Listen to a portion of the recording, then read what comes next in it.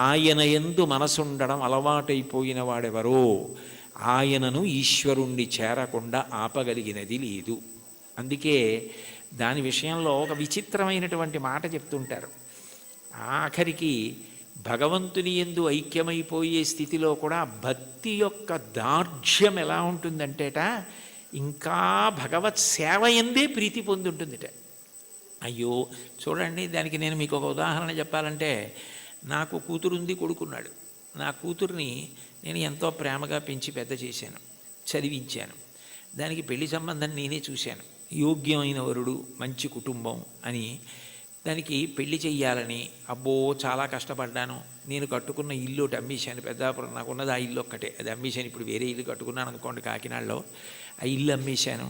ఆ డబ్బు పెట్టి ఎంతో బాగా పెళ్లి చెయ్యాలని ఎంతో తాపత్రయపడి దానికి నిజంగా అంత బాగా పెళ్లి చేసి కన్యాదానం చేసేసి ఇంటికొచ్చి బావురుమని ఇచ్చాను పూజామందిరంలో. అయ్యో నా కూతురు వెళ్ళిపోతోంది అత్తారింటికని. నేనే కదా కూతురికి పెళ్లి సంబంధం చూసింది, నేనే కదా అవన్నీ చేసింది, మరి కూతురు వెళ్ళిపోతోందని ఏడుపు ఏమిటి అంటే, ఎంత నేననుకుని ఇచ్చేస్తున్నా కూతురు నా ఇంట్లోంచి వెళ్ళిపోతోందని ఏడిచినట్టు భగవంతుని యొక్క భక్తిట మోక్షాన్ని కూడా ఒక స్థితిలో అమ్మో ఆయన ఎందుకు కలిసిపోవడమేనా, ఆయన్ని సేవించడానికి ఇంక అవకాశం ఉంటుందా అంటుంది. భక్తి యొక్క దార్ఢ్యం అలా ఉంటుంది. దానికి సుప్రభాతంలో ఒక విచిత్రమైన శ్లోకం ఉంటుంది, నేను ఇప్పుడు చదువుతుంటాను. అందులో ఆ శ్లోకంలో ఒక మాట అంటారు. అందులో స్వామివారిని స్వర్గాపవర్గ నిరపేక్ష నిజాంతరంగా కల్పాగమా కలనయా కులతాం లభంతే శ్రీవేంకటాచలపతే తవ సుప్రభాతం అంటారు. స్వర్గాపవర్గ నిరపేక్ష నిజాంతరంగా తద్గోపురాగ్రశిఖరాణి నిరీక్షమాణా. స్వర్గము అపవర్గము, ఉత్తమలోక ప్రాప్తి, మోక్షము ఏమిస్తున్నా కూడాట వెళ్ళిపోతూ వెళ్ళిపోతూ ఆనందనిలయ విమానం చూసి అవన్నీ మాకొద్ది ఇక్కడ ఉంటామంటారట. అంటే భక్తి యొక్క తాత్పర్యం అలా ఉంటుంది. ఆ మనసు భజించి సేవించడానికి అలవాటు పడిపోయిన వాడు పతనం అయ్యేటట్టుగా చూడగలిగినది లోకంలో ఉంటుందా? వాడికి ఆకాశం అడ్డం కాదు, పాతాళం అడ్డం కాదు. పైకి వెళ్ళేవాడికి పాతాళం అడ్డం ఏమిటి? ఎవరికైనా పైకి ఎడుతుంటే ఆకాశం అడ్డం అవ్వాలి, ఇంకోటి అడ్డం అవ్వాలి. పాతాళం అడ్డం ఎలా అవుతుందంటే కింద పడితే పాతాళం అడ్డం అవుతుంది. బాగా కింద పడిపోదాం అనుకున్నానండి, నాకు పాతాళ లోకం అడ్డొచ్చింది అనాలి. ఈశ్వరుణ్ణి చేరాలనుకున్నవాడు పైకి ఎడతాడు కానీ కిందకి ఎడతాడా? అంటే ఒకవేళ ఓ తప్పు చేసి కిందకి వెళ్ళిపోయినా ఈశ్వరుడు వాడిని ఏం బాధ పెట్టడు. వాణ్ణి మళ్ళీ పైకెత్తే పూచి ఆయనే తీసుకుని పైకెత్తుతాడు. అందుకని పాతాళం అవడం అవదు, కింద పడ్డా కూడా వాడికి అంత కింద పడ్డా అంత పైకి ఎక్కుతాడు. దానికి ఉందా అంటే ఉంది. ఉదాహరణ బలిచక్రవర్తే ఉన్నాడు. అంత ఇంద్రుణ్ణి గెలుద్దామనుకున్నవాడు గెలవలేక గురువుగారిని శుక్రాచార్యుల వారిని పట్టుకుని విశ్వజిత్ యాగం చేసి అగ్నిహోత్రంలోంచి బంగారు రథం, గుర్రాలు, గొప్ప గొడుగు, అక్షయబాణ తూణీరాలు, ధనస్సు అన్నీ పొంది ఇంద్రుణ్ణి ఓడించి అంత గొప్పవాడైతే ఇంద్రుడు బృహస్పతి దగ్గరికి వెళ్ళాడు. ఆయన గురువుగారు శుక్రాచార్యుల వారిని ఆశ్రయించాడు. నేను మా గురువుగారు మీ దగ్గరికి వచ్చాను, నేను ఎలా ఓడించాలి బలిచక్రవర్తిని అని అడిగాడు. నేనా శుక్రుడా వదిలేయి, గురువుల అనుగ్రహం పొందిన వాణ్ణి పాడు చెయ్యగలిగిన వాడు ఉండడు. బలమునవానికి వృద్ధి వచ్చే గురువుగారి మాటల వల్ల వృద్ధిలోకి వచ్చాడు. వారి పాటింపకిక మీద వాడి చెడును. ఒకనాడు గురువుగారి మాట వినడవు, అప్పుడు పాడైపోతాడు. అప్పటి వరకు నువ్వు ఎదురు చూడంతే. గురువుగారి మాట వినకుండా ఎప్పుడు ఉంటాడో అప్పటి వరకు ఎదురు చూస్తూ ఉండన్నాడు. గురువుగారి మాట వినకుండా చేయగలిగిన వాడెవరు? ఆ తెలివితేటలు ఒక్క విష్ణువే. అందుకే ఆయన వామనమూర్తిగా వచ్చాడు. వచ్చి 3 అడుగులు చాలన్నాడు. 3 అడుగులు ఏమిట్రా బాబు, నేను మహారాజుని, నువ్వు ఏమైనా అడుగు, గొడుగు, ఆఖరికి నీకు నేను ఏవైనా పెద్ద పెద్దవి ఇస్తాను తప్ప ఇది ఎక్కడి ప్రారంధం, నువ్వేమో 3 అడుగుల నేల ఇమ్మంటా ఏమిటి, 3 అడుగుల నేల అడక్కు, ఇంకేమైనా అడుగు, ఇంకేమైనా అడుగని పాపం ఎన్ని అడిగాడు. వరచేలములో, మాడలో, ఫలములో, వన్యంబులో, గోవులో, హరులో, రత్నములో, రథములో, విభృష్ణాన్నమో, కన్యలో, కరులో, కాంచనమో, నికేతనములో, భూములో, ధరణీఖండమో కాక ఏమడిగేదో ధాత్రి సురేంద్రోత్తమ, ఏం కావాలో అడుగన్నాడు.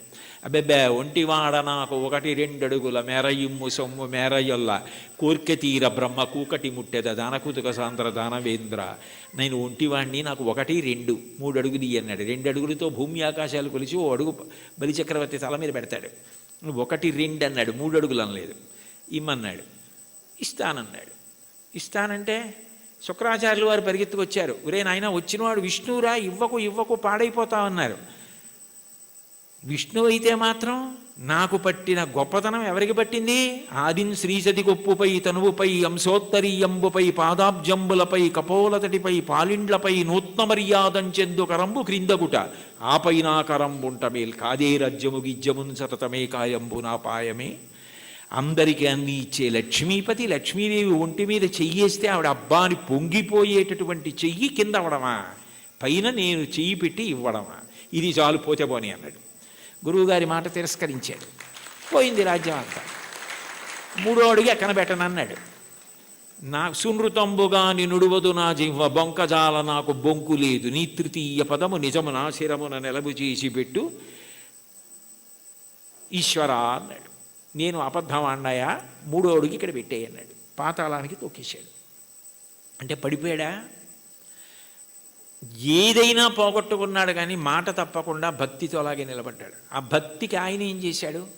తాత్కాలికంగా నువ్వు అలా ఉంటావు, కానీ సావర్ణి మనువు వేళకు దేవేంద్రుడుండకు నితడు దేవతలకు దుర్భాసితమకు నాచోటికి రావింతును అందు మీద రక్షింతు దయన్. నేను సావర్ణి మనువు వేళకి ఇతన్ని నేను దేవేంద్రుణ్ణి చేస్తాను, అప్పుడు ఎవరు ఇతన్ని ఏం చేయరు. ఇతను పాతాళంలో ఉన్నా నా సుదర్శన చక్రం కాపాడుతుంది, రోగాలుండవు, ఇతన్ని ఎవ్వరూ ధిక్కరించడానికి వీల్లేదు. ఇతను దేవేంద్ర పదవి అయిపోయిన తర్వాత చూడ్డానికి కూడా వీలు కాని వైకుంఠానికి ఇతన్ని పిలిపించి నా యందు ఐక్యం చేసుకుంటానని వరం ఇచ్చాడు. పాతాళానికి పోతే మాత్రం ఏమైనా అడ్డమైందా? మళ్ళీ ఎగిరి ఎంత దూరం వెళ్ళాడు, ఏ స్థాయికి వెళ్ళాడు?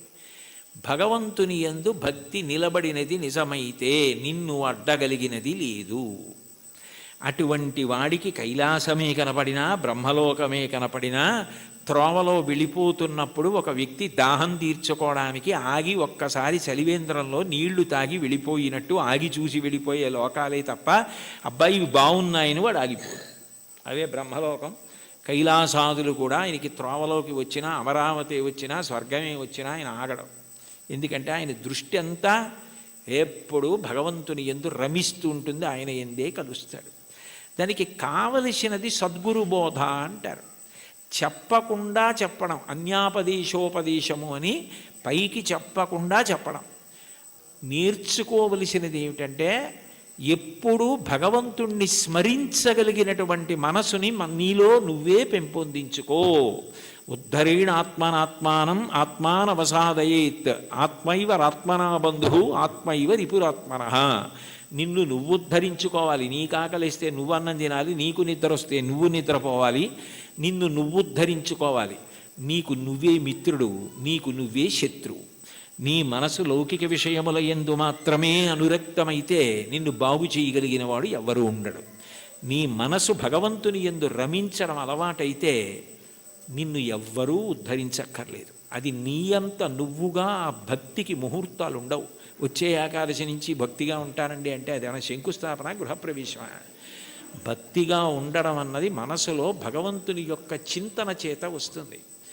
ఎంతటి మహోపకారి అన్న భావన అది కలిగితే ఆయన ఆరాధన యందు లౌల్యము కలుగుతుంది. ఎప్పుడెప్పుడు ఆరాధిస్తానా, ఎప్పుడు కాళ్ళు కడుగుతానా, ఎప్పుడు అర్ఘ్యం ఇస్తానా, ఎప్పుడు ఆచమనీయం ఇస్తానా అని మనసు కొట్టుకుపోతుంది. అర్చాలౌల్యా సంతతం చంద్రమౌళే పౌనఃపుణ్యం విష్ణునాంనాంచ పాఠ ఏకం చాసౌ బోధతే దేవతానాం అంటారు మహాస్వామి వారి గురించి. అటువంటి స్థితి కలుగుతుంది. కాబట్టి అటువంటి వాడికి ప్రతిబంధకమేది, ఆపగలిగినది ఇది, అది నేర్చుకో అని చెప్పడం అన్యాపదేశం ఉపదేశం. అంత గొప్ప కీర్తన.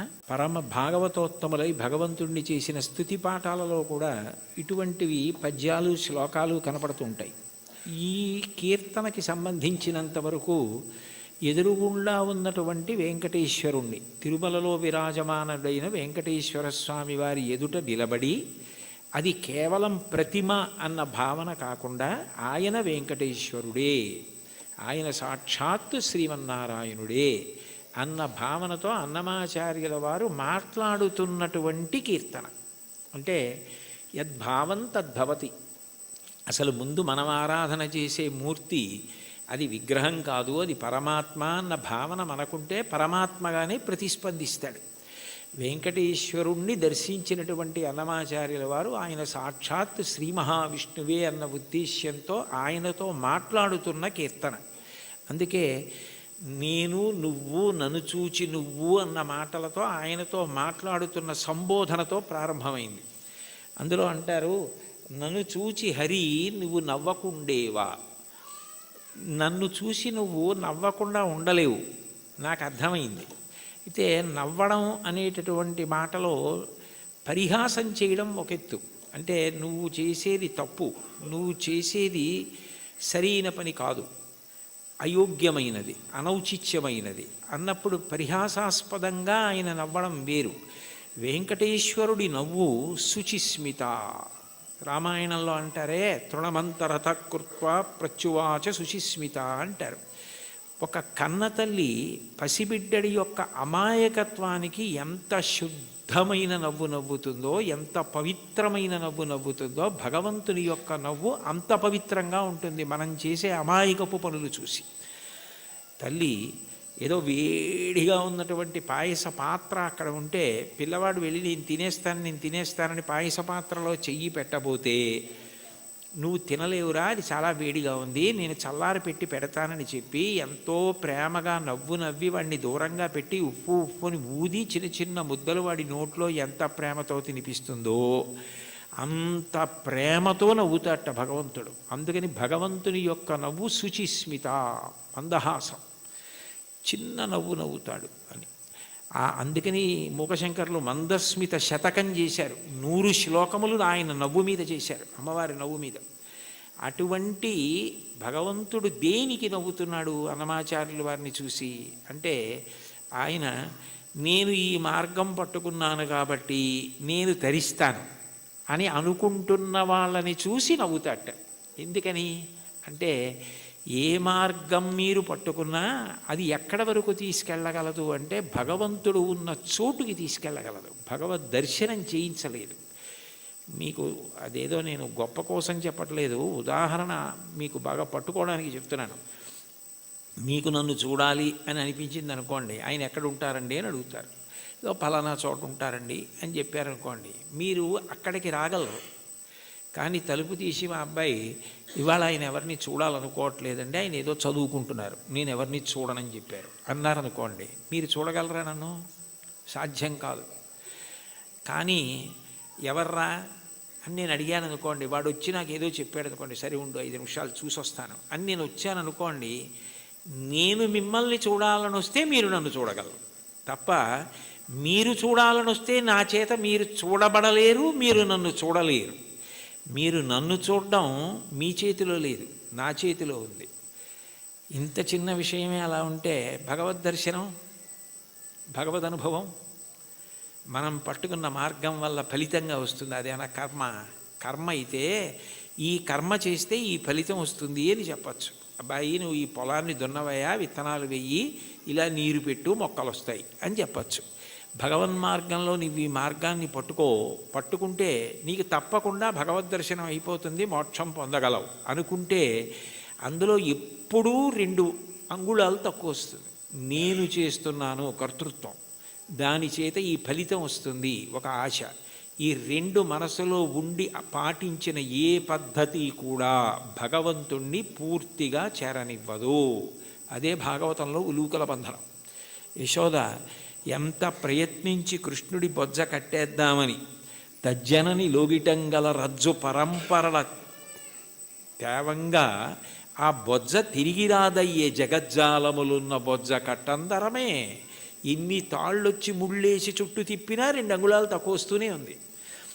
ఏమిటి 2 అంగుళాలే తక్కువ వస్తుంది, ఇన్ని తాళ్ళు ముడేసి పొట్ట చుట్టూ తిప్పినా పొట్టకి తక్కువ అవ్వకూడదు కదా, ఎన్ని తాళ్ళు కలిపి ముడేసినా 2 అంగుళాలే తక్కువ అన్న ఆలోచన ఆవిడికి రాలేదు. ఆవిడ మరిచిపోయింది. ఆవిడ ఇందులో నిమగ్నమైపోయిందంటే ఆయన కడదాం అనుకుందంతే. అప్పుడు ఆయన కట్టబడ్డాడు. మీరు జాగ్రత్తగా తెలుసుకోవాలి, ఆవిడ కట్టలేదు. అందుకే వడల చెమటలగయ నొత్తరీయముజార తురుముకున్న విరులు జారిరాల కట్టరాని తనను కట్టెదనని చింత కట్టుకున్న తల్లి కరుణ చూచి. చిక్కడు సిరికౌగిటిలో చిక్కడు సనకాది యోగి చిత్తాబ్జములన్ చిక్కడు శృతిలతి కావళి చిక్కెనతడు లీల తల్లి చేతన్ రోలన్. ఆయన వేదమంత్రాలకి దొరకడు, ఆయన లక్ష్మీదేవి కౌగిటికి దొరకడు, ఆయన సనకసనందనాథుల మనస్సులో ఎందు దొరకడు. కానీ ఆయన దొరికిపోయాడు యశోదకి. ఎందుకు దొరికిపోయాడు అంటే ఆమె ఎందుకు చేస్తోందన్నది ఆమె మరిచిపోయి ఆయన ఆయనని కట్టడం అన్న దాంట్లో 2 అంగుళాలు తక్కువ వచ్చాయన్నది ఆవిడ మరిచిపోయినప్పుడు కట్టబడ్డాడు. నేను ఇది చేస్తున్నాను, ఈ మార్గం పట్టుకున్నాను, దీనివలన ఇది కలుగుతుందని నువ్వు మరిచిపోయి ఆనందంతో అది చేసినప్పుడు ఆయన నీ చేత బంధింపబడతాడు. అదే మహాభారతంలో సహదేవుడు కట్టడం, అదే భాగవతంలో యశోద కట్టడం. అది లేనప్పుడు నేను ఒకటి పట్టుకుని ఇదిగో ఇది చేసుకొచ్చేస్తున్నాను కాబట్టి నీ దగ్గరికి వచ్చేస్తున్నాను, నువ్వు నాకు వశపడిపోతావంటే నేను గొప్ప ఆయన గొప్ప. అప్పుడు దానికి ఒక పాఠ్య ప్రణాళిక ఉంది, ఇలా చేసేస్తే ఆయన దొరికిపోతాడు. అలా ఎక్కడుంది స్వామి, అలా ఉందా అని చెప్పడానికి మనసుకు గోచరమా మాటలకు గోచరమా? మనసుకి నువ్వు దొరికిపోతావా? ఎలా దొరికిపోతావు? పటకార అంటారు లోకంలో. పటకార అంటే కింద మరుగుపాల గిన్నె ఉంటుంది, పైన నా చేత్తో పట్టుకుంటే పటకార ఏం చేస్తుంది? మరుగుపాల గిన్నెని పట్టుకుంటుంది. నేను గట్టిగా పట్టుకుని పక్కన దింపేస్తాను మరుగుపాల గిన్నెని. ఆ మరుగుపాల గిన్నెని పట్టుకున్న పటకార నేనే పట్టుకుంటున్నాను మరుగుపాలని అనుకుంది అనుకోండి, నేను పైన పట్టుకోవడం మానేశాను అనుకోండి, పట్టుకోగలదా? నేను పట్టుకుంటుంది కాబట్టి దాని పేరు పటకారని పేరు. ఈశ్వరుడి యొక్క చైతన్యము పడితే మనసు పనిచేస్తుంది. అసలు ఈశ్వర చైతన్యం పడకుండా మనసు ఎలా పనిచేస్తుంది? సంకల్ప వికల్పములు ఎక్కడి నుంచి వస్తాయి?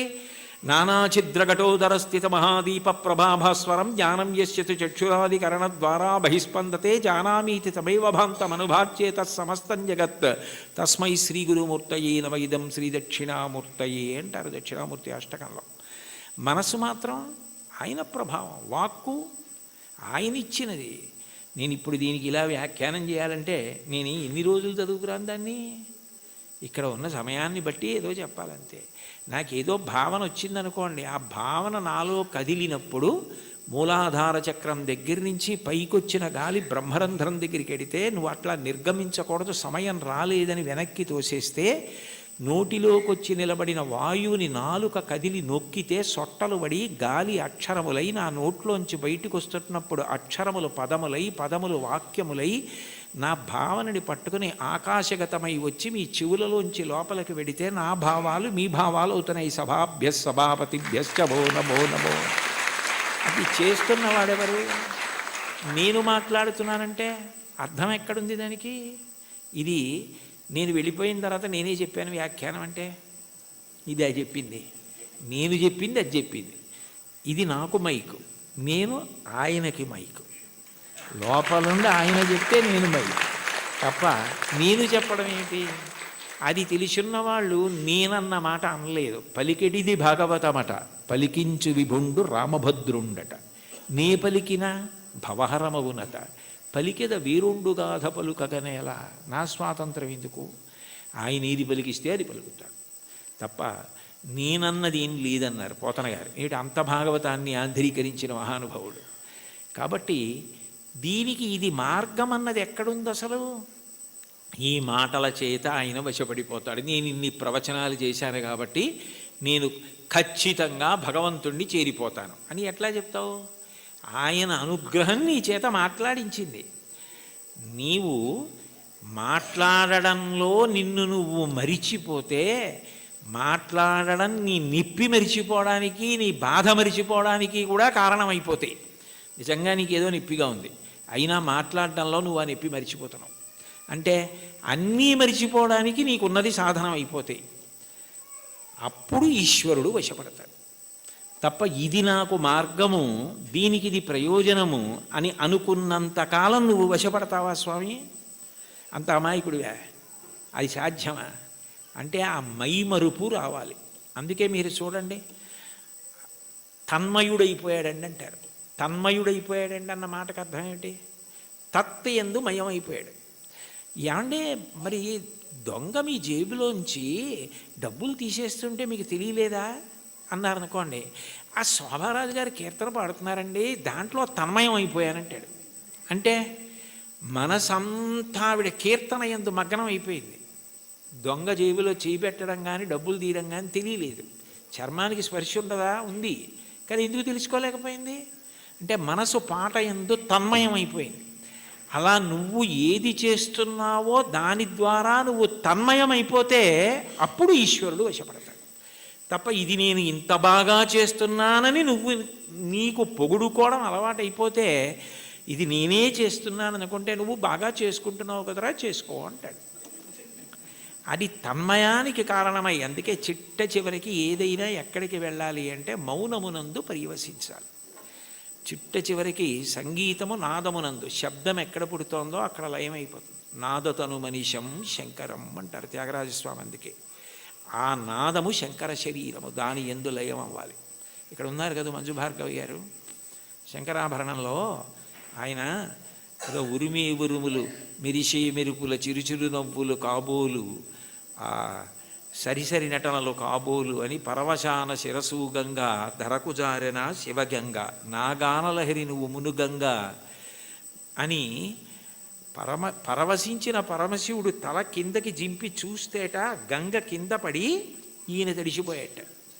ఈయన గానలహరిలో ఆయన మురిగిపోయేట.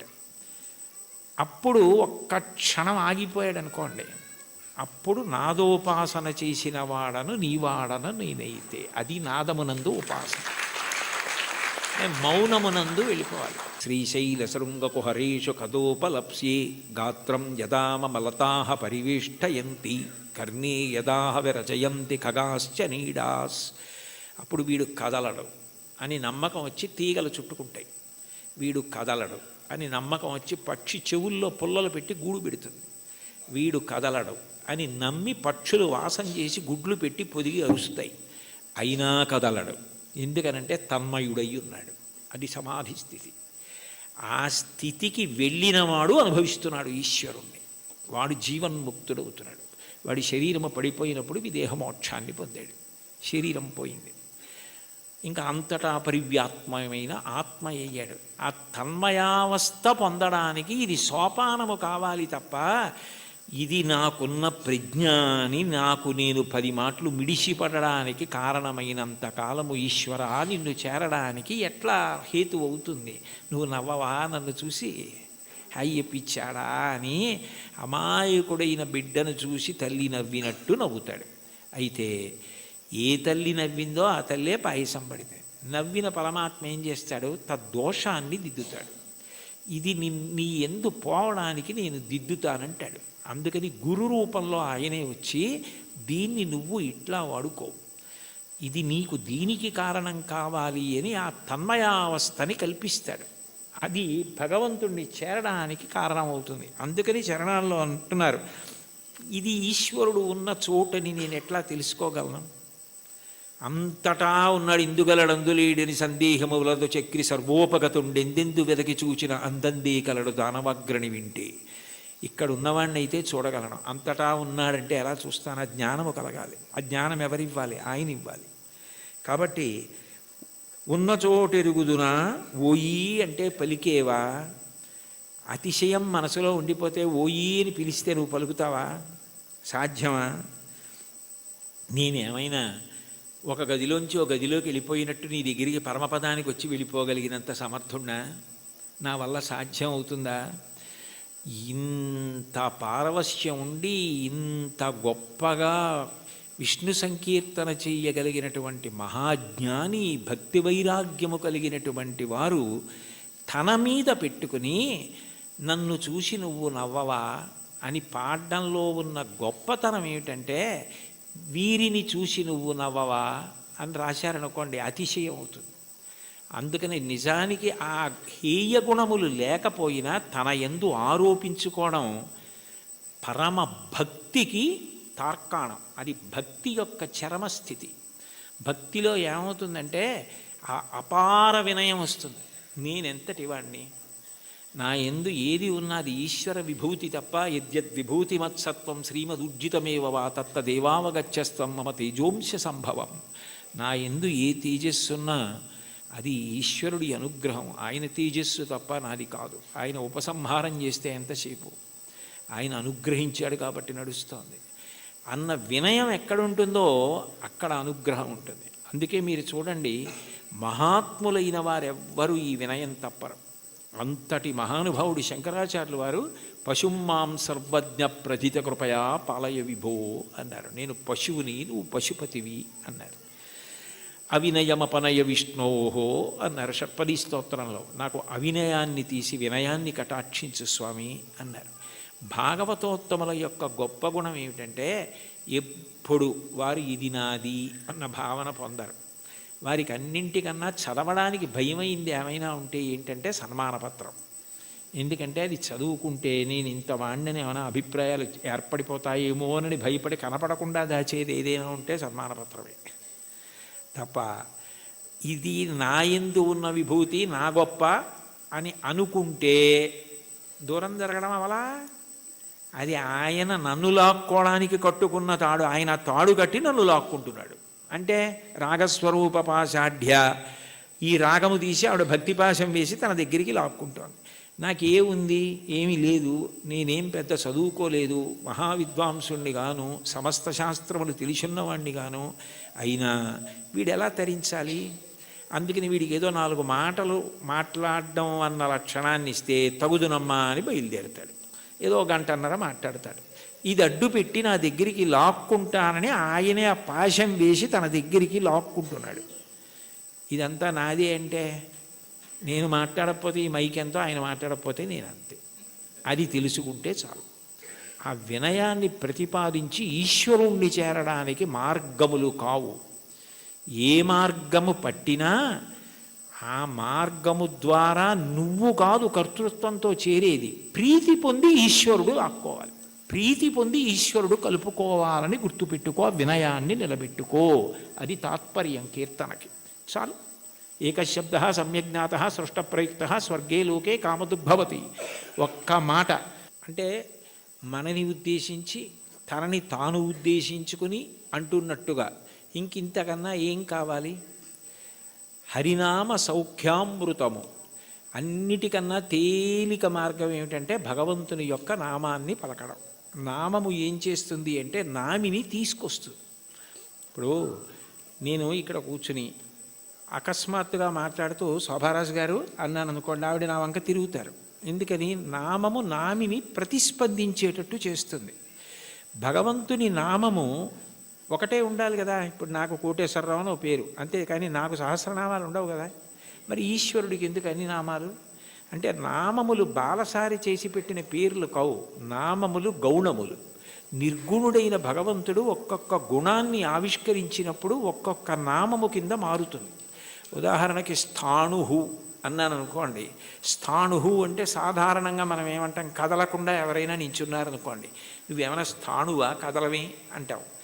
భగవంతుడికి స్థాణువు అని పేరు ఎందుకు వచ్చిందంటే ఇంకా ఆయన అంతటా వ్యాప్తి చెంది ఉన్నాడు, ఇక ఆయన కదలడానికి చోటేది. అందుకని స్థాణుహు. ఒక్కొక్క గుణము వలన ఒక్కొక్క నామం వస్తుంది. మీరు ఏదో ఒక్క నామాన్ని ప్రీతితో పట్టుకున్నారనుకోండి, ఆ నామం పలకడం అలవాటు అయిపోయింది అనుకోండి, కష్టం రానివ్వండి, సుఖం రానివ్వండి, ఏమవనివ్వండి, ఆ నామం పలకడం అలవాటైతే కలియుగంలో దానికి ఒక సౌలభ్యం ఉంది. కలియుగంలో అన్నిటికన్నా తేలిక ఏమిటంటే భగవన్నామం పలకడం. భగవన్నామం పలకడానికి ఎవరు బాగా అలవాటు పడిపోతారో వాళ్ళు ఆ నామిని దగ్గరికి తెచ్చుకోగలుగుతారు. ఆయనే వాళ్ళకి సమీపానికి వస్తాడు. వచ్చి వాళ్ళు తరించడానికి కారణం ఆయనే చూపిస్తాడు. అందుకే కలవు నామ సంకీర్తన. కలియుగంలో భగవంతుని నామం పట్టుకోవడం కన్నా తేలిక మార్గము వేరొకటి లేదు. నాకు మంత్రం రాదు, తంత్రం రాదు, యజ్ఞం రాదు, యాగం రాదు, రాని వాటి గురించి విచారించకు. ఏదో ఒక నామం పలకగలవు కదా, శివ అనగలవు, రామ అనగలవు, ఆ నామం పట్టుకో చాలు. అది ఒక్కటి పట్టుకుంటే అది 2 ప్రయోజనములు చేరుస్తుంది. ఒకటి, నువ్వు చేసిన పాపములు ఏవి నిన్ను ఈశ్వరుణ్ణి చేరకుండా ప్రతిబంధకంగా నిలబడతాయనుకుంటున్నావో వాటిని తీసేస్తుంది. 2, ఎవరిని నువ్వు చేరాలనుకుంటున్నావో వాణ్ణి నువ్వు ప్రయత్నపూర్వకంగా చేరడం కాదు, వాడొచ్చి నీ దగ్గర నిలబడి వాడు నిన్ను పొందేటట్టు చేస్తుంది. ఎంత తేలికైంది. నామస్మరణ ధన్యోపాయం నహి పశ్యామో భవతరణే. కలియుగంలో ఇంకా నామస్మరణ కన్నా భవతరణానికి, సంసార సముద్రమును దాటడానికి మార్గము లేదు. భాగవతంలో అంటారు, నామము ఎంత తేలిక అంటే బిడ్డ పేరు పెట్టి పిలిచిననైన విశ్రామ కేళినైన మిగుల గేలినైన పద్య గజ్జ గీత భావార్థములనైన కమలనయను తలుప కలుషహరము. మీరు బిడ్డకి పేరు పెట్టుకుని చక్రి అని పేరు పెట్టుకున్నారు, శౌరి అని పేరు పెట్టుకున్నారు. శౌరి శౌరి శౌరి శౌరి అని పేరు అదే పనిగా బిడ్డ పేరు పెట్టి పిలిచినా అది భగవంతుణ్ణి పిలిచినట్టే ఆయన లెక్కలోకి తీసుకుంటాడు. అందుకే కదా అజామీలుడు మోక్షాన్ని పొందాడు. కాబట్టి బిడ్డ పేరు పెట్టి పిలిచిననైన విశ్రామ కేళినైన, ఆడుకుంటూ భగవంతుడి పేర్లు కొన్ని అవతల వాళ్ళు పెట్టుకుని యువతల వాళ్ళు పెట్టుకుని ఆడుకుంటూ పిలుచుకున్నా సరే భగవంతుడు దాన్ని తన నామం ఉచ్చరించడంగానే స్వీకరిస్తాడు. విశ్రామ కేళినైన పద్య గజ్జ గీత భావార్థములనైన, ఓ పద్యం ద్వారానో గీతం ద్వారానో అర్థం ద్వారానో మీరు హరినామం, భగవన్నామం, శివనామం, ఏదో భగవన్నామాన్ని పట్టుకున్నారనుకోండి, ఆ నామము చాలు తరింపజేసేస్తుంది. అది మిమ్మల్ని గట్టెక్కించేస్తుంది. అందుకే అంతకన్నా గొప్పది లేదు, అంతకన్నా మీకున్న ప్రతిబంధకాల్ని తీసేసేది లేదు. ఏది ఈశ్వరుణ్ణి చేరడానికి అడ్డో దాన్ని ఆ నామం తీస్తుంది. అందుకంటారు పోతన గారు భాగవతంలో, బ్రహ్మహత్యానేక పాపాటవులకగ్ని కీలలు హరినామ కీర్తనములు, మధుపాన కిల్బిష మదనాగ సమితికి కేసరుల్ హరినామ కీర్తనములు, తపనీయ శౌర్య తమసంబునకు సూర్య కిరణముల్ హరినామ కీర్తనములు, గురుతల్ప కల్మష క్రూర సర్పములకు గేకులు హరినామ కీర్తనములు, మహిత యోగోగ్ర నిత్య సమాధి విధుల అరలు, బ్రహ్మాదిసురులకు అందరాని భూరి నిర్వాణ సామ్రాజ్య భోగ భాగ్య ఖేళనంబులు హరినామ కీర్తనములు. భగవంతుణ్ణి నామాన్ని కీర్తిస్తే బ్రహ్మహత్యాపాతకం, బంగారం దొంగిలించడం, గురువుగారి భార్య పడుకున్న శయ్య మీద పడుకున్న మహాపాతకం, అట్లాగే మధుపానం, మద్యపానం చేసినటువంటి దోషం, ఇన్ని పాపములను హరినామము కాల్చేస్తోంది. కాల్చేసిన కారణము చేత నిత్యశుద్ధుడయ్యాడు. యజ్ఞం చెయ్యాలి, యాగం చేయాలి, పూజ చేయాలి, మంత్రం చేయాలి, జపం చేయాలి, ధ్యానం చేయాలంటే దానికి ఒక ప్రత్యేకమైనటువంటి స్థితి అవసరం. భగవన్నామం పలకడానికి ఏమీ అక్కర్లేదు. కూలిన చోట, కొట్టబడి కుందిన చోట, మహాజ్వరాదులను ప్రీలిన చోట, సర్పముఖ పీడలు పొందిన చోట, ఆర్తులై తూలిన చోట, విష్ణు భవదూరిని పేర్కొని రేని అక్కాలుని యాతనా వితతి పోనరు కానరు దుఃఖభావములు. కూలినప్పుడు, కింద పడ్డప్పుడు, పాము కనపడినప్పుడు, ఏదో తగిలి పడిపోయినప్పుడు, జ్వరం వచ్చినప్పుడు భగవన్నామం పలకడం అలవాటైనటువంటి వాడు భగవంతుణ్ణి పొందుతాడు. కలియుగంలో భగవన్నామం పలకడం కన్నా తేలికైన మార్గము వేరొకటి లేదు. నీకు హరినామ సంకీర్తనం కన్నా, ఆయన నామం పలకడం కన్నా ముక్తి పొందడానికి కానీ, ఇహమునందు సమస్త సౌఖ్యములను పొందడానికి కానీ వేరొక తేలికైన మార్గం ఉండదు. చూడండి, ఏదైనా ఇచ్చి చాలదా, ఇది సరిపోదా నీకు అంటారు. అంటే ఇంకింతకన్నా ఏం కావాలి? చాలదా? హరినామ సౌఖ్యామృతము. హరినామము అన్న సౌఖ్యామృతం అది. ఆ అమృతం, ఆ నామం పలికిన వాడు ఎవరున్నాడో ఇక వాడు సమస్తమును దాటిపోతాడు. అందుకే బ్రతికియున్నన్నాళ్ళు నీ భజన తప్పను కాని మరణకాలమునందు మరతునేమో, ఆ వేళ యమదూతల ఆగ్రహంబున వచ్చి ప్రాణముల్ పెకలించి పట్టునప్పుడు కప వాత పైత్యముల్ కప్పగా శ్రమచేత కంపముద్భవమంది కష్టపడుచు నారాయణాయంచుని నా జిహ్వతో నిన్ను పిలుతునో శ్రమచేత పిలువలేను, నాటికిపుడి నీ నామస్మరణ చేతు చివునిడవయ్య భూషణ వికాస శ్రీధర్మపుర నివాస దుష్ట సంహార నరసింహ దురిత దూర అంటారు. నామం పలికితే భగవంతుడు అంత ప్రీతి పొందుతాడు. కలియుగంలో నామం చెప్పడం ఇల్లు తుడుచుకోవడం లాంటిది. దుమ్ము పడ్డా పడకపోయినా 2 పూట్ల ఇల్లు ఎలా తుడుచుకుంటారో అట్లా రోజు కాసేపు భగవన్నామం చెప్పడం అలవాటైతే వాడు తరించడానికి అది మార్గం అవుతుంది. అందుకే కంచి కామకోటి పీఠాధిపత్యం వహించిన మహాపురుషులు అపర శివావతారులు నడిచే దేవుడిని పేర్గాంచిన 68వ పీఠాధిపతులు శ్రీ శ్రీ శ్రీ చంద్రశేఖరేంద్ర సరస్వతి మహాస్వామి వారు పెద్ద పెద్ద సభలలో వేల జనం మేము డబ్బిస్తాం, పళ్ళిస్తాం, బట్టలు ఇస్తామంటే అవేమీ వద్దు, ఈ పేద సన్యాసి మీ నుంచి కోరుకున్నది మీరు ఇవ్వగలిగినది అడుగుతాడు, అందరూ ఇవ్వగలరు, ఇస్తారా అని అడిగేవారు. ఒక రోజులో 2 నిమిషాల సమయం నాకు ఇచ్చేయండి, ఆ సమయం మీది కాదు కాబట్టి ఆ 2 నిమిషాలు భగవన్నామని చెప్పండి చాలదేవారు. అంటే భగవన్నామం అంత గొప్పది. భగవన్నామం క్రమంగా జ్ఞానం వైపుకి తీసుకెడుతుంది.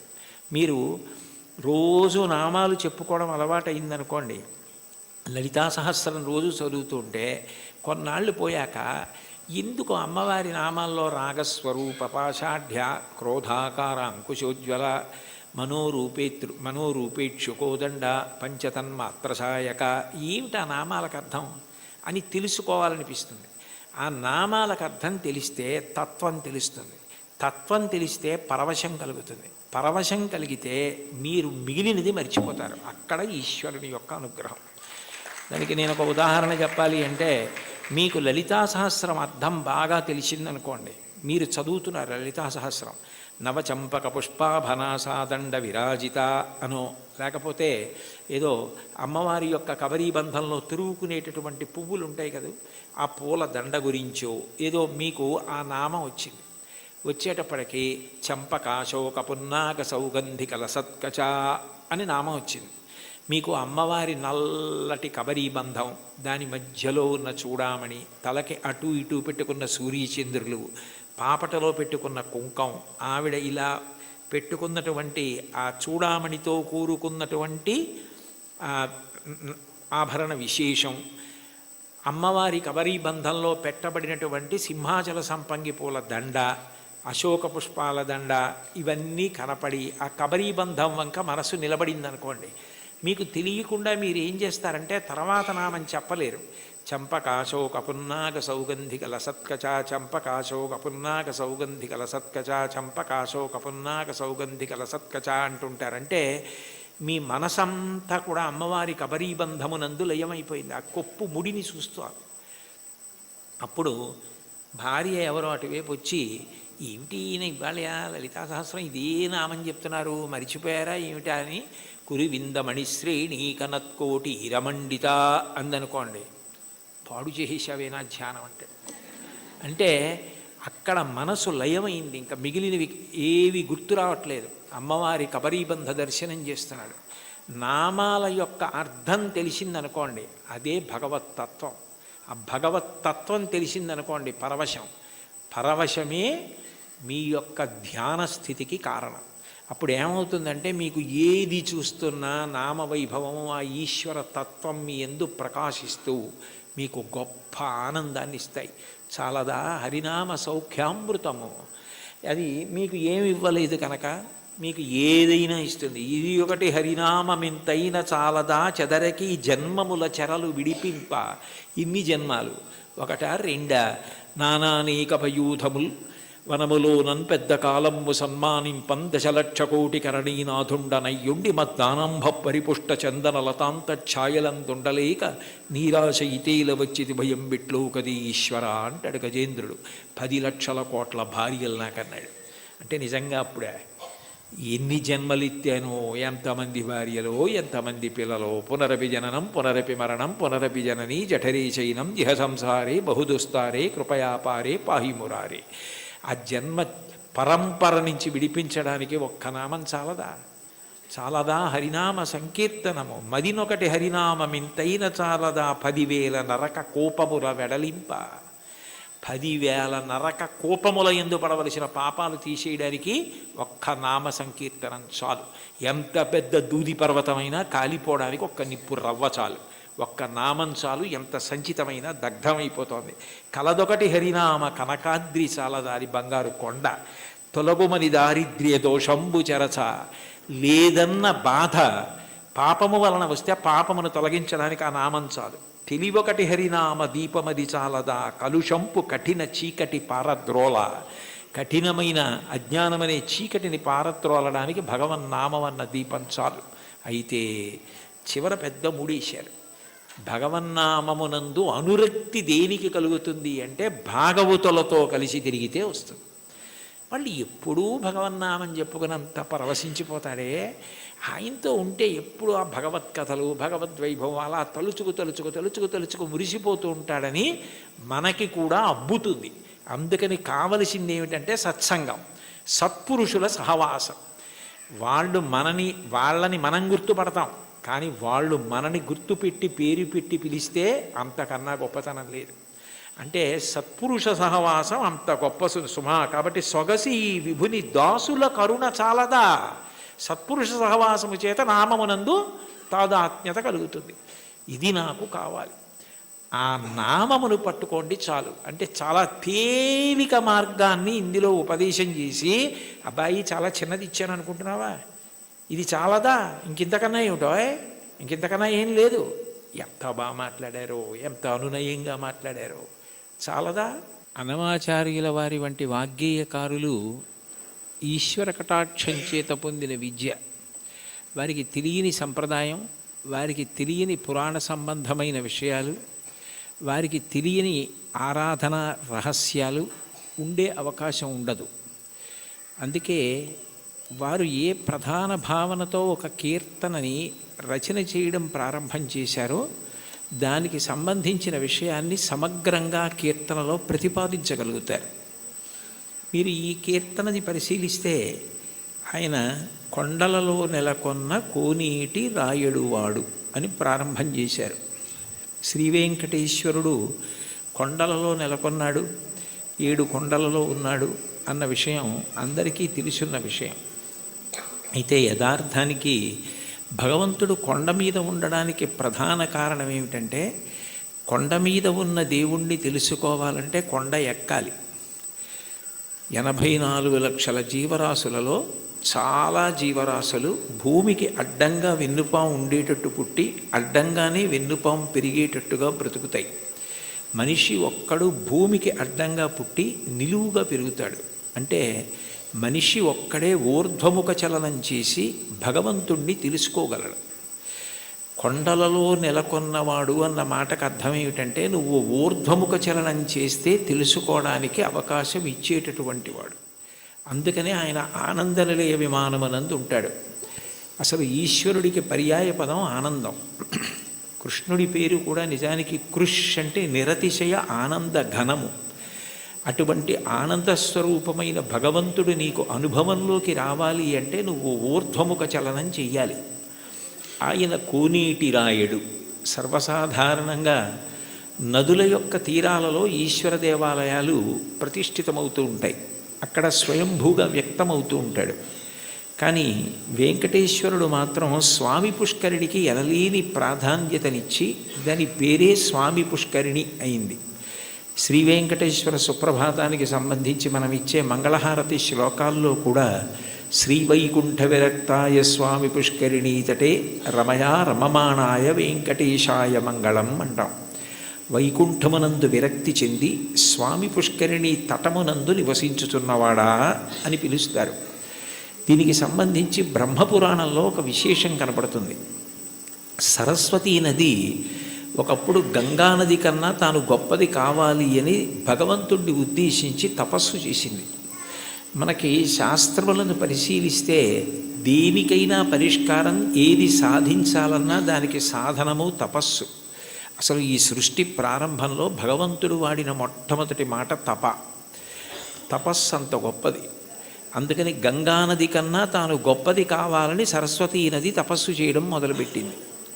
పులస్త్య బ్రహ్మ అక్కడికి వచ్చారు. పులస్త్య బ్రహ్మ వచ్చినప్పుడు సరస్వతీ నదికి అధిష్టాన దేవత ఉంటుంది. ఆవిడికే కాదు, ప్రతి నదికి అధిష్టాన దేవత ఉంటుంది.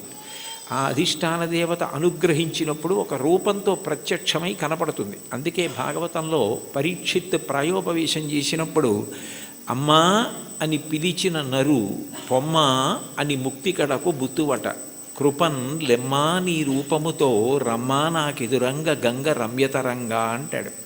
కాశీఖండంలో శ్రీనాథుడు కూడా గంగ అధిష్టాన దేవత ప్రాణోత్క్రమణమవుతున్న వాళ్ళని వచ్చి ఎలా అనుగ్రహిస్తుందో చెప్తాడు. ప్రత్యక్షమై వచ్చి భాగీరథి గంగ మృదుల హస్తము సాచి మీను నివురు అంటాడు. అటువంటి సరస్వతీ నదికి కూడా అధిష్టాన దేవత ఉంటుంది. ఆవిడ తపమాచరిస్తోంది గంగ కన్నా గొప్పది కావాలి అని. గంగానదికి ఒక ప్రాముఖ్యత ఉంది. ఆవిడ ఒక్కతే త్రిపథగా అంటే 3 లోకముల యందు ప్రవహిస్తుంది. ఆమె స్వర్గలోకంలో ప్రవహిస్తే మందాకిని, భూమి యందు ప్రవహిస్తే భాగీరథి, పాతాళమునందు ప్రవహిస్తే భోగవతి. 3 లోకముల యందు ప్రవహించేది త్రిమూర్తుల యొక్క స్పర్శ కలిగినది గంగానది ఒక్కటే. బ్రహ్మకమండలంలో ఆయన నిత్య వ్యాపారము చేసుకోవడానికి అంటే నిత్యకర్మ చేయడానికి ఉపయుక్తమవుతుంది. ఆదావాది పితామహస్య నియమ వ్యాపార పాత్రీజలం అంటారు శంకరాచార్యులు వారు గంగాష్టకం చేస్తూ. ఆ తర్వాత బలిచక్రవర్తి వామనమూర్తికి 3 అడుగుల నేల దానం చేసినప్పుడు ఆ వామనమూర్తి భూమిని కొలిచి ఆకాశాన్నంతటినీ కొలిచేస్తూ పెరిగిపోయాడు. ఇంతంతై వటుడింతయై మరియు తానింతై అభోవీధిపై అంతైతో యదమండలగ్రమణ కల్లంతై ప్రభారాశిపై అంతై చంద్రునకంతయి ధ్రువినిపై అంతై మహర్వాటిపై అంతై సత్యపథోన్నతుండగుచు బ్రహ్మాండాంత సంవర్ధియ్యి అని. అలా పెరిగిపోతున్నప్పుడు ఆయన పాదం వస్తోంది. చూడండి మీ పాదం మా ఇంట్లో పెట్టండి అంటారు. మీ పాదం మా ఇంట్లో పెట్టండి అంటే వాళ్ళ ఇంట్లో కూర్చుని పాదం జాపి వాళ్ళ ఇంట్లో పెడతాడా? కాదు. మీ పాదం మా ఇంట్లో పెట్టండి అంటే మీరు మా ఇంటికి రెండని. విష్ణుపాదం వస్తోంది అంటే విష్ణు వస్తున్నారని. విష్ణువెవరు? బ్రహ్మగారికి తండ్రి.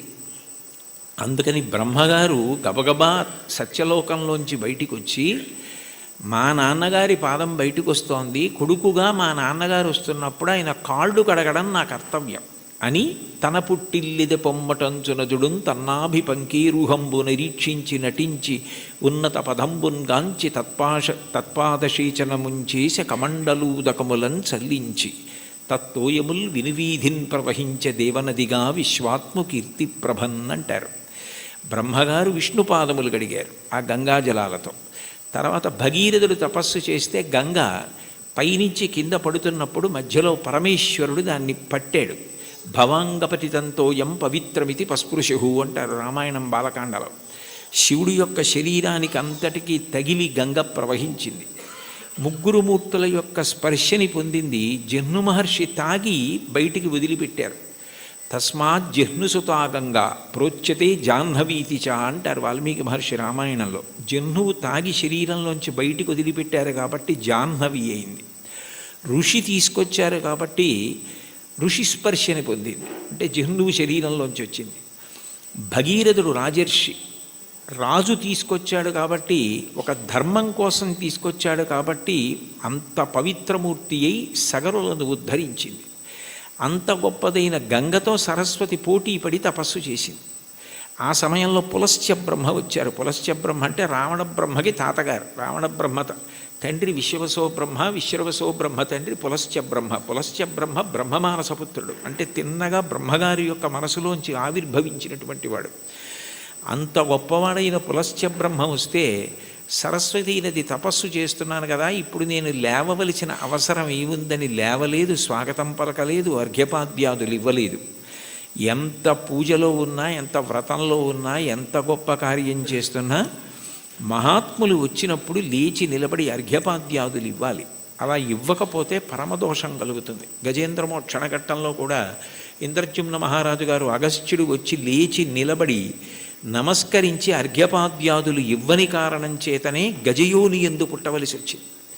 ఒకనాడాంధ్రుపుడచ్యుతున్ మనములోనుహించుతున్ మౌనియై అకలంక స్థితియున్నచో కలచజుండచూటికిన్ వచ్చి లేవక పూజింపకయున్న మౌనికని నవ్యక్రోధుడై మూఢాలుబ్ధకిరీంద్రోత్తమ యోని పుట్టుమని శాపం విచ్చ భూవల్లభ అంటారు భాగవతం 8వ స్కంధంలో.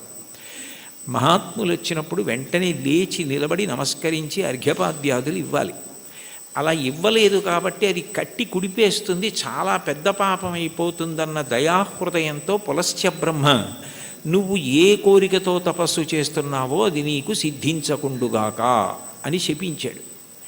ఆమె చాలా కిన్నురాలైంది. ఇంత గొప్ప కోరికతో నేను తపస్సు చేస్తున్నాను, ఈయన నా కోరిక తీరకూడదని శపించాడు అని బాధపడి ఈయన బ్రహ్మ యొక్క వంశంలో బ్రహ్మమానసపుత్రుడై వచ్చాడు.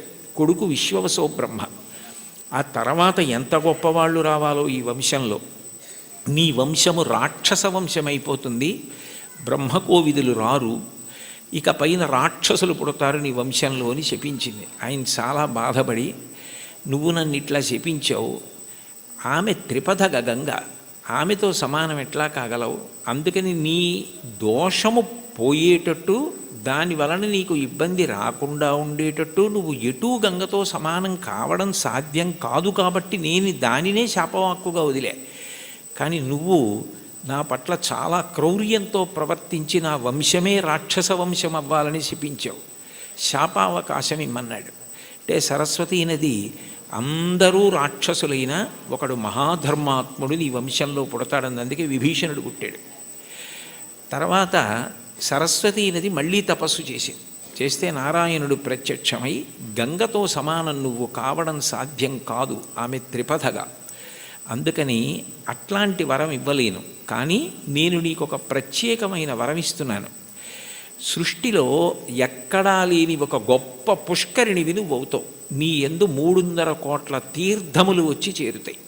తీర్థం అంటేనే ఋషుల యొక్క నియమాలు, తపఫలాలు అందులో నిక్షేపింపబడి ఉంటాయి. అటువంటి 300 కోట్ల తీర్థములు నీ యందు ప్రవేశిస్తాయి. కలియుగంలో నేను శ్రీవేంకటేశ్వరుడు అన్న పేరుతో అవతరించినప్పుడు నీ పుష్కరిణి సమీపంలో అవతరిస్తాను. అవతరించినప్పుడు ఎందరో వచ్చి నీ యందు స్నానం చేసి కృతార్థులవుతారు. పుష్కరిణిలలో నీకన్నా గొప్పది ఇక ఉండదు, నువ్వే గొప్పదాని అవుతావు. నీకంత గొప్ప వరం ఇస్తున్నానని వరం ఇచ్చాడు. అందుకని సరస్వతీ నది పుష్కరిణిగా వచ్చింది. స్వామి పుష్కరిణిగా వస్తే శ్రీ వెంకటేశ్వరుడు సాక్షాత్ శ్రీమన్నారాయణుడు వెంకటేశ్వరుడిగా అవతరించాడు. కొండలలో నెలకొన్న కోనేటి రాయడు వాడు అంటే ఎప్పుడో తానిచ్చిన వరాన్ని నిజం చేయడానికి సరస్వతీ నదిని పుష్కరిణి చేసి ఆ పుష్కరిణి ఒడ్డున వెలిసినటువంటి దయామూర్తి. అందుకే స్వామి పుష్కరిణీ స్నానం సద్గురోహో పాదసేవనం ఏకాదశి వ్రతం చాపి త్రయం అత్యంత దుర్లభం అంటారు. స్వామి పుష్కరిణి స్నానం అంత గొప్పది.